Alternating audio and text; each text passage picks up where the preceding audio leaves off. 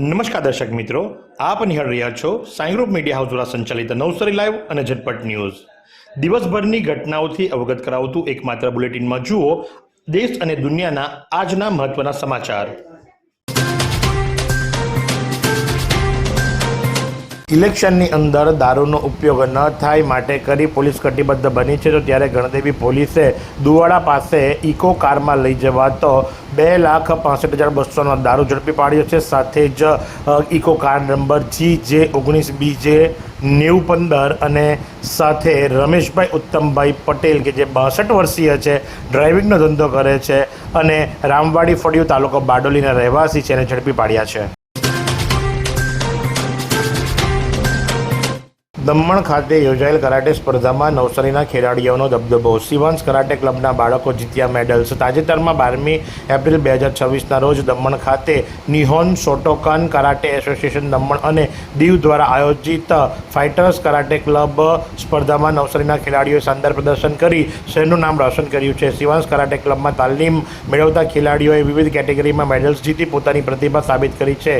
રેયાંશ ઘનશ્યામ શર્મા 13 વર્ષીય 59.8 કિલોગ્રામ કેટેગરીમાં અદ્ભુત પ્રદર્શન કરી કુમેટીમાં ગોલ્ડ અને કાતામાં બ્રોન્ઝ મેડલ મેળવ્યો છે. અંડર 14 ઓપન ચેમ્પિયનશિપ કેટેગરીમાં પણ ગોલ્ડ મેડલ મેળવી જીત હાંસલ કરી છે. તો સાથે જ જ્યાંની હેતલ કુમાર પટેલ 7 વર્ષીય 30 કિલોગ્રામ કેટેગરીમાં કુમોતોમાં ગોલ્ડ અને કાતામાં બ્રોન્ઝ મેડલ પ્રાપ્ત કર્યો છે. અને સાથે જ જેની હેતલ કુમાર પટેલ કે જે 11 વર્ષીય છે, જેણે 44 કિલોગ્રામ કેટેગરીમાં કુમોતો સ્પર્ધામાં ક્ષમતા બતાવી સિલ્વર મેડલ પ્રાપ્ત કર્યો છે.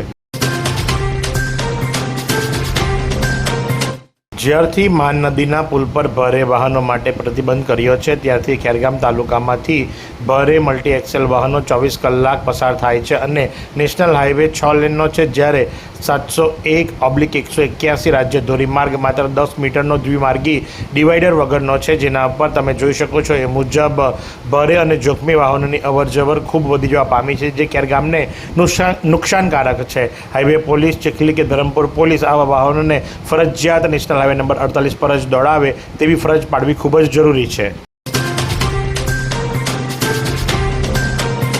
આજ રોજ 14મી એપ્રિલ એટલે કે ભારતના બંધારણના ઘડવૈયા ડૉક્ટર બાબા સાહેબ ભીમરાવ આંબેડકરજીની 135મી જન્મજયંતિ અને 135મી જન્મજયંતિના ઉપલક્ષ્યની અંદર જલાલપુરથી એક ભવ્ય રેલીનું આયોજન કરવામાં આવ્યું હતું, જેની અંદર ડીજે અને ધજાઓ સાથે જ બાળકો, ભાઈઓ, બહેનોએ ઉત્સાહભેર ભાગ લીધો હતો.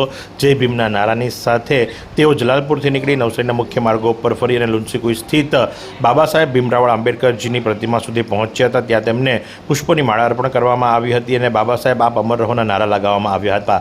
આ પ્રમાણે નવસારી ખાતે જલાલપુરથી નીકળેલી રેલીની અંદર મોટું માનવ મહેરામણ ઉમટી પડ્યું હતું. નવસારીના ટાટા હોલમાં કવિ સંમેલન દરમિયાન માનવ કલ્યાણ ટ્રસ્ટના ઘનશ્યામ પટેલનું સ્વાગત કરાયું.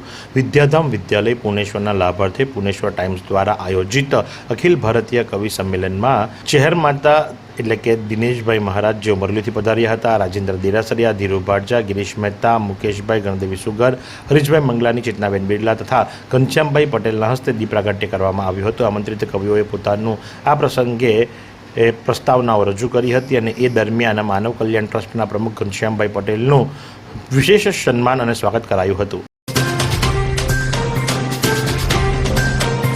2017ની સાલમાં અપહરણના ગુનાનો આરોપી સાબરમતી મધ્યસ્થ જેલની અંદર પહોંચી ગયો, પણ ત્યારબાદ પેરોલ ઉપર એને બહાર નીકળવાની રજા મળી અને એ દરમિયાન 16/9/2023ના રોજ એણે જેલમાં પાછું જવાનું હતું, પણ પહોંચ્યો નહીં.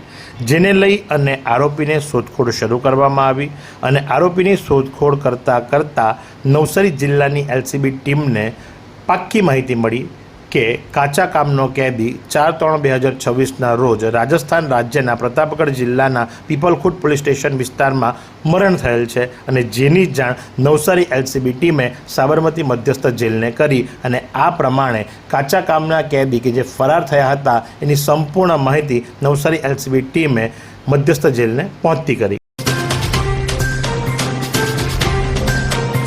જો આજના હવામાનની વાત કરવામાં આવે તો આજનું મહત્તમ તાપમાન 37.5 ડિગ્રી સેન્ટીગ્રેડ અને લઘુત્તમ તાપમાન 24 ડિગ્રી સેન્ટીગ્રેડ નોંધવા પામ્યું હતું. સવાર દરમિયાન હવામાં ભેજનું પ્રમાણ 92% અને સાંજ દરમિયાન 39% નોંધવા પામ્યું હતું. 3.8 કિલોમીટર પ્રતિ કલાકની ઝડપથી પવન ફૂંકાઈ રહ્યો હતો અને પવનની દિશા નોર્થથી વેસ્ટ તરફની હતી.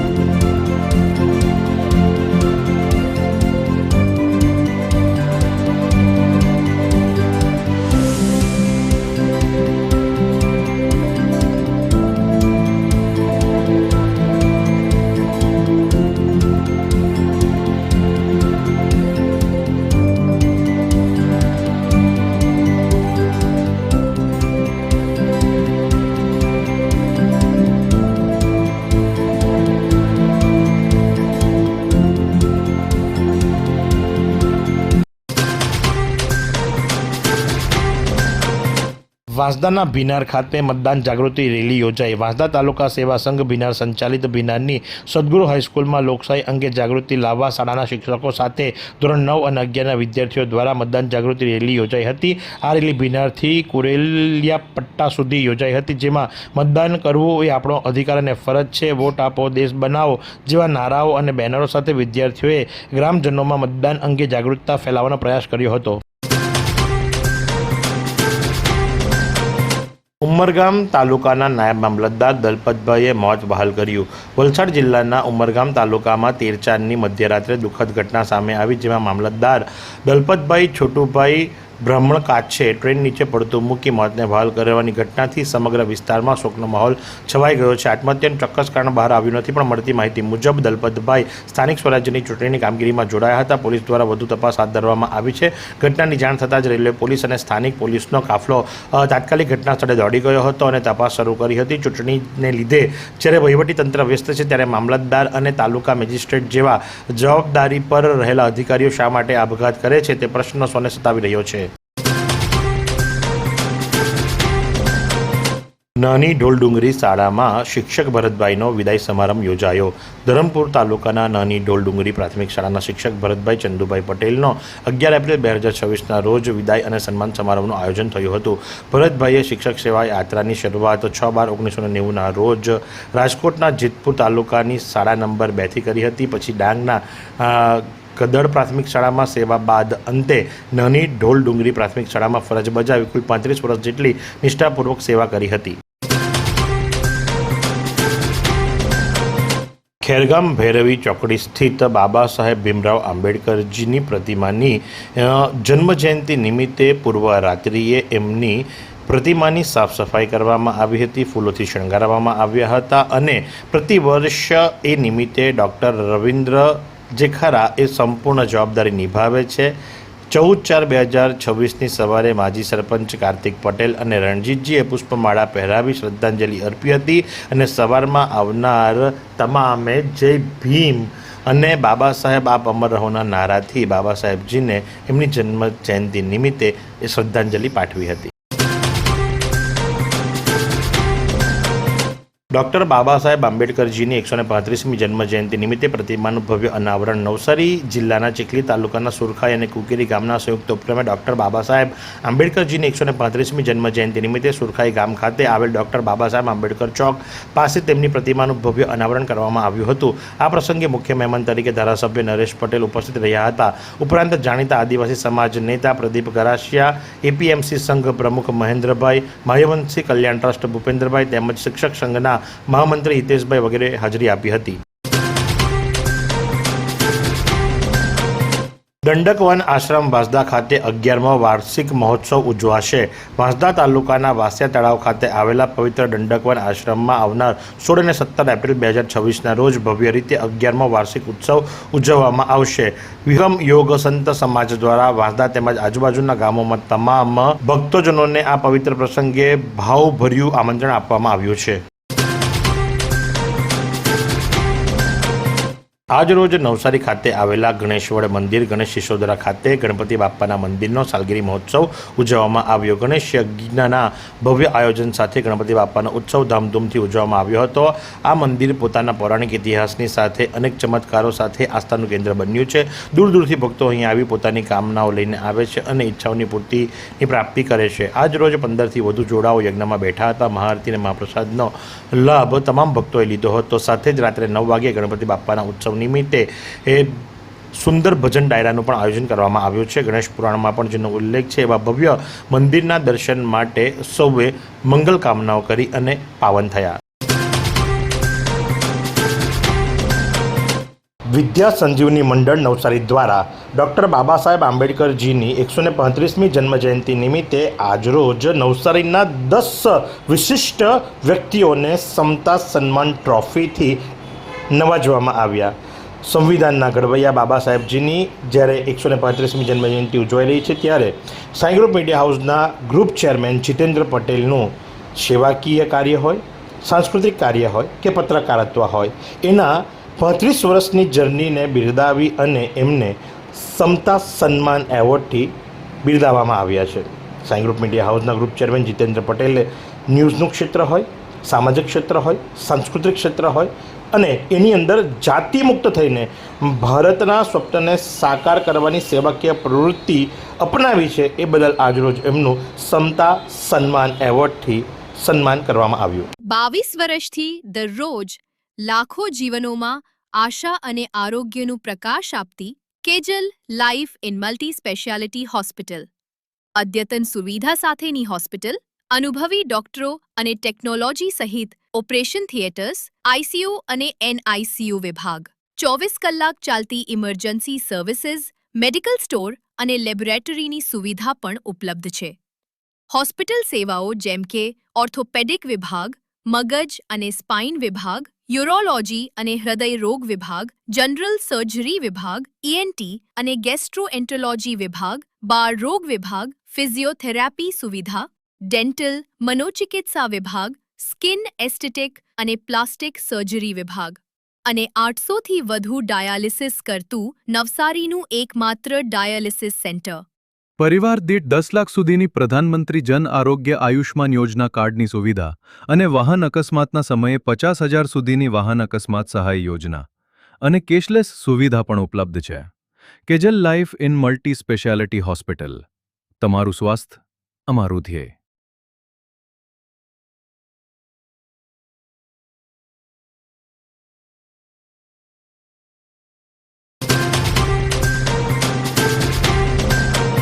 નવસારી જિલ્લામાં ભાજપ દ્વારા હોર્સ ટ્રેડિંગનો કોંગ્રેસનો આરોપ। કોંગ્રેસે પોતાના ઉમેદવારને ગુપ્ત સ્થળે ખસેડ્યા, ભાજપ દ્વારા ધમકી અપાતી હોવાનો કોંગ્રેસનો આક્ષેપ। નવસારી જિલ્લામાં યોજાનાર સ્થાનિક સ્વરાજ્યની ચૂંટણી પહેલાં જ ભાજપે કુલ 52 જેટલી બેઠકો બિનહરીફ મેળવી લેતા રાજકીય ગરમાટો વચ્ચે કોંગ્રેસ દ્વારા ભાજપ પર કોંગ્રેસી ઉમેદવારોને ડરાવી ધમકાવી તેમના ફોર્મ પરત ખેંચી લેવડાવ્યા હોવાનો ગંભીર આક્ષેપ કરાયો છે। આ સાથે જ ઉમેદવારી પત્ર પરત ખેંચવાની તારીખ સુધી પોતાના 100 જેટલા ઉમેદવારોને સુરક્ષિત રાખવા કોંગ્રેસે તેમને ગુપ્ત અને સલામત સ્થળે ખસેડ્યા છે।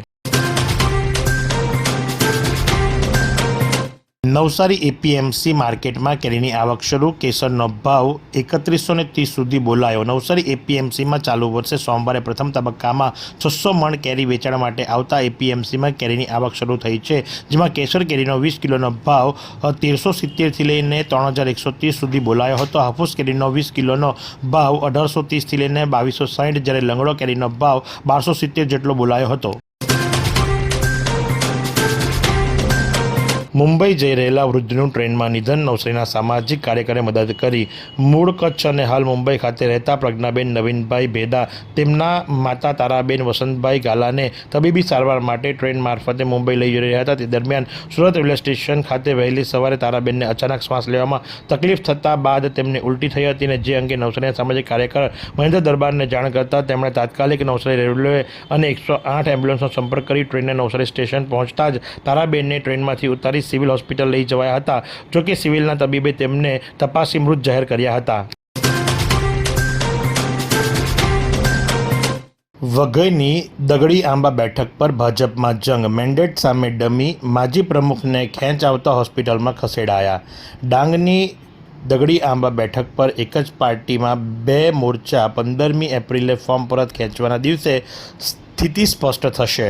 વઘઈ તાલુકાના પંચાયતની દગડી આંબા બેઠક પર ભાજપમાં ચાલતી આંતરિક ગૂંચ હવે ખુલ્લા રાજકીય જંગમાં ફેરવાઈ ગઈ છે. ભાજપ પાર્ટી દ્વારા માજી વઘઈ તાલુકા પંચાયતના પ્રમુખ ચંદરભાઈ ગાવિતની પત્ની વનિતાબેન ગાવિતને દગડી આંબા તાલુકા સીટ પર સત્તાવાર મેન્ડેટ આપવામાં આવ્યું હોવા છતાં પણ આ બેઠક પર દમી ઉમેદવાર તરીકે માજી જિલ્લા પંચાયત પ્રમુખના ગ્રુપે પણ દાવેદારી નોંધાવી દેતા રાજકીય તણાવ ચરમસીમાએ પહોંચી જવા પામ્યો છે. વાંસદા વઘઈ રોડ પર મોટી ભમતી નજીક કાર બાઇક વચ્ચે અકસ્માત. બાઇક સવાર અધેડનું મોત. વાંસદા વઘઈ રોડ પર આવેલા વાંસદા તાલુકાના મોટી ભમતી નજીક ગત 11મી એપ્રિલને રાત્રે 9 વાગ્યાના અરસામાં કાર નંબર GJ21AH 4457ના ચાલકે પોતાની કાર બેદરકારીપૂર્વક બેફામ રીતે હંકારી સ્ટીયરિંગ પરથી કાબુ ગુમાવતા સામેથી આવતી બાઇક નંબર GJ21P 7510ને અડફેટે લેતા ટક્કર મારતા બાઇક ફંગોળાઈ ગઈ હતી અને બાઇક પર ચાલક 55 વર્ષીય અધેડ શુક્કરભાઈ સોમલિયાભાઈ ચૌધરીને માથાના ભાગે ગંભીર ઇજાઓ પહોંચતા એમનું મોત નીપજ્યું.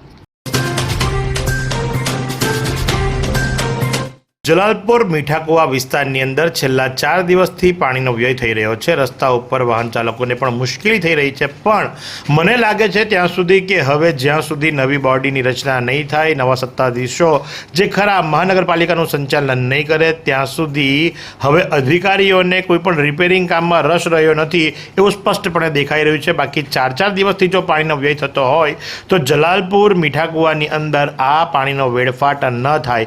એક બાજુ ભયંકર ગરમી પડી રહી છે તો બીજી બાજુ પાણીનો વ્યય થઈ રહ્યો છે અને મહાનગરપાલિકાના સત્તાધીશો નિંદ્રાધીન છે.